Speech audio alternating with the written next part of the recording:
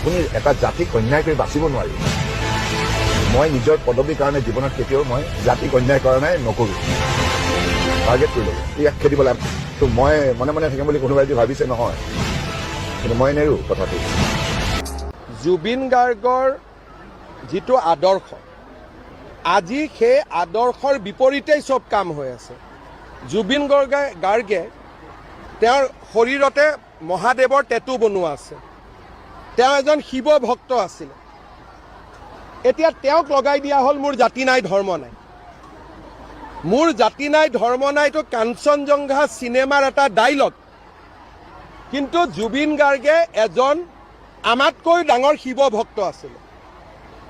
মই বিশ্বাসৰ কথা নাই। মোৰ ভগৱান মানে কি, ভগৱানবিলাক মই কেৰেক্টাৰ হিচাপে চাওঁ, চিনেমাৰ কেৰেক্টাৰৰ নিচিনা। শিৱ হৈছে মোৰ কাৰণে আটাইতকৈ ইণ্টাৰেষ্টিং কেৰেক্টাৰ। কৃষ্ণ এটা ইণ্টাৰেষ্টিং কেৰেক্টাৰ, আৰু দুৰ্গাটো বাৰু বেলেগ ধৰণৰ। চ' মই সেই কেৰেক্টাৰ হিচাপে হেৰি কৰোঁ, আৰু মই নেচাৰত বিলিভ কৰোঁ। মই ভাবোঁ যে নেচাৰ হৈছে আটাইতকৈ ডাঙৰ ভগৱান, কাৰণ নেচাৰে আমাক জীয়াই ৰাখিছে। কিন্তু মই এগনইষ্ট বুলি কওঁ নিজকে, যে বিশ্বাস অবিশ্বাসৰ মাজত থাকোঁ সদায়। मारो हमको जिंदा मत छोड़ो सालो। हम कोई मंदिर का घंटा है कि कोई भी आके बजा जाता है।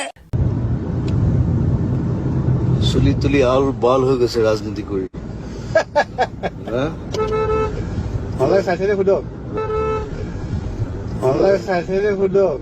ৰাজনীতি চাব কিন্তু দেই, ইমান দিগদাৰ কৰিব। আপোনাৰ টাইম আহেগা।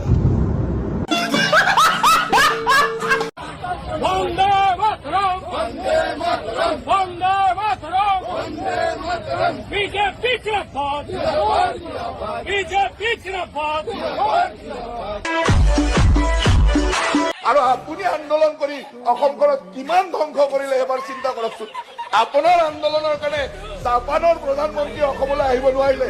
জাপানৰ প্ৰধানমন্ত্ৰী যদি আহিলেহেঁতেন আজি অসমত কিমান ডাঙৰ ৰিভলিউচন হলহেঁতেন এবাৰ চিন্তা কৰক। মানে ভিক্ষা দি থৈ গ'লেহেঁতেন। ভিক্ষা নহয়, আপোনাৰ ভিক্ষা লাগে।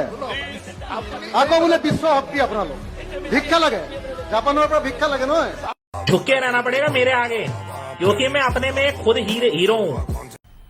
মজা আয়া। ন্যায় বিজেপিয়ে দিব আৰু বিজেপিয়ে কৰিব। ন্যায় দিমেই, আৰু সেইটো মোৰ সংকল্প, ন্যায় দিহে দিম। ন্যায়টোতো ন্যায়ালয়ে দিব। মইতো মুখ্যমন্ত্ৰীয়ে, মইতো চিফ জাষ্টিচ নহয়।